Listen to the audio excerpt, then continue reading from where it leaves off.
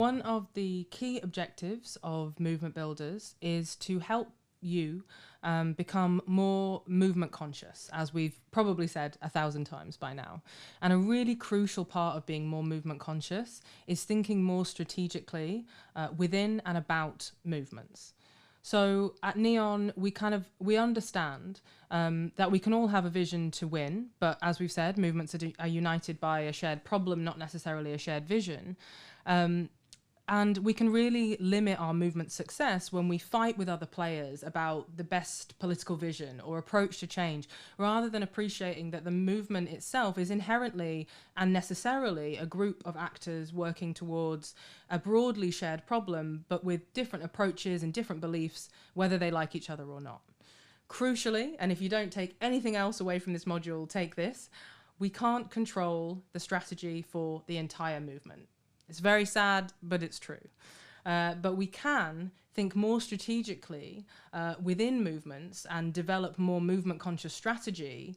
That means that we're really well placed to provide robust and sustainable movement leadership. You can't lead the fleet, but you can influence its direction.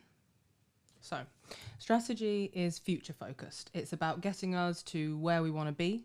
So visioning is a really vital element of figuring out where we want to get to and therefore how we might need to get there. And building that visioning muscle is a core part of building movement conscious strategy. In a movement, as we've said, we all have different visions for the future and we often argue about them. But what unites a movement is a shared problem. That being said, imagining an alternative future is a radical political act. We know this.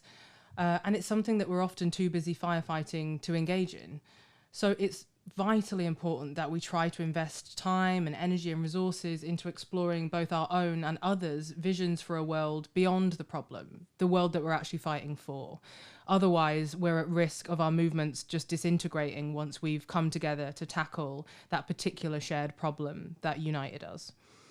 Having strategy is like having a map. It's about plotting where you are, where you want to go, and the best route to get there. You can do that for yourself, but sadly not for other people, but you can influence their journey with your actions. So looking at the strategy arrow, which you'll have in your participant guide, so that's the arrow that says purpose, goals, everything like that in it, and then it's got kind of question marks and things around it. So that is a kind of organizational strategy model. And the way to think about that is your organizational strategy, which we kind of look at on other programs like org builders and some of the more one-to-one work that we do at Neon, is the place where you would think about your individual purpose, your theory of change, your vision, your values, etc. Movement conscious strategy positions you as one arrow within a whole ecology of lots of different arrows that are working towards a shared problem, all with their own different theories of change and approaches and visions. And it asks you to think about yourself in relation to those different groups and also to think about where the gaps are. What are the areas of the movement ecology that are really under-nurtured, and what does that ultimately mean for what you should be doing? When you're thinking about your own strategy, can you see a big gap in the movement ecology that actually means the movement is not yet ready to tackle the problem, and what could you do about that? So part of the movement conscious strategic thinking is about scanning the horizon. It's about keeping an eye out for what's to come, which really puts us on the front foot when it comes to movement leadership. But remember that you can only see a really small part of the horizon from your own position. And the more relationships you build, the further across the seas you can see.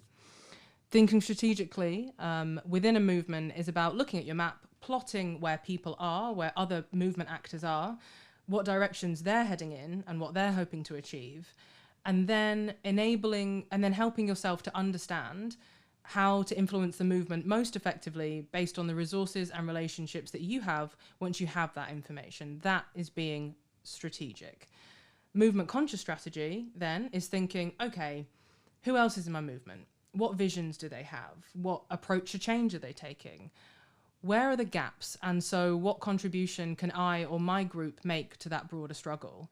And really unpicking your assumptions about how change happens, where power really lies, what the world you want to see is going to look like, and how that's going to influence the kind of actions that you take. Lots of organizations who come on Movement Builders will ultimately revise their strategy after the training to make it more movement conscious.